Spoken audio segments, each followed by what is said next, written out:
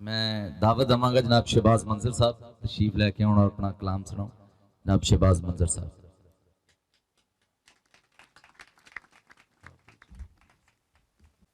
हामद दे दो तीन शेर जी के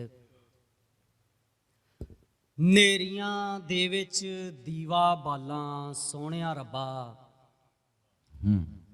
तेरी रहमत इंज दी पालां सोहणिया रब्बा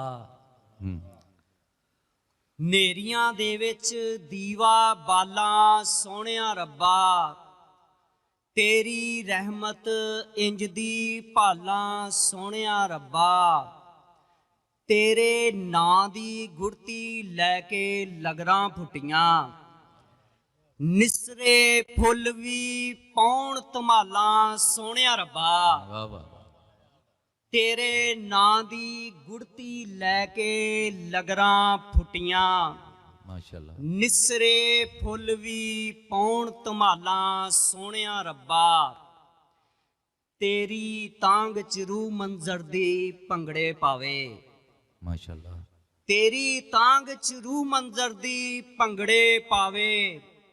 आखरी साजद पैण तकालां सोहणिया रब्बा वाह वाह तेरी तांग च रूह मंजर दी भंगड़े पावे आखरी साजद पैण तकालां सोहणिया रब्बा। नज़मा जी के भैन नज़म बिस्मिल्लाह जी। भैन एक बोले संगदी संगदी मैं नहीं अपना हिस्सा मंगदी वाह वाह भैन एक बोले संगदी संगदी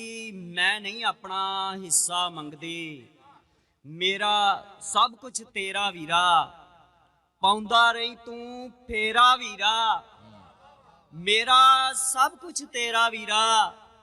पाउंदा रही तू फेरा वीरा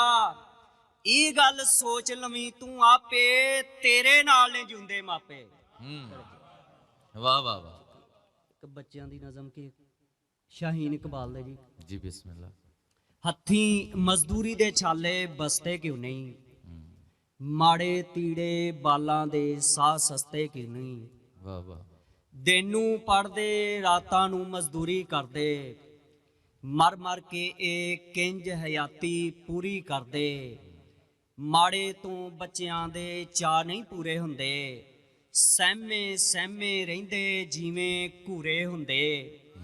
महलां जम्मी नूं सोने ने कीता पीला माड़े दी धी दे अज भी ए नक च तीला दसो जुर्म गरीबी ए या लेख ने माड़े ए शाहीन इकबाल दे किन्ने पिंजरे ताड़े। दो तीन शेर गजल दे अगर के मैं अपने अज़म दी पौड़ी चढ़ांगा समुंदर पी के सूरज नूं फड़ांगा लगन देना नहीं मासा ता भी तैनू मैं अपनी अग विच आपे सड़ांगा नवी दुनिया दियां खोलांगा रावां ते अपने नाम दी तख्ती जड़ांगा लोग मैनू तेरा हाफज कवणगे लोग मैनू तेरा हाफज कवणगे मैं तेरे मुख नू इना पढ़ांगा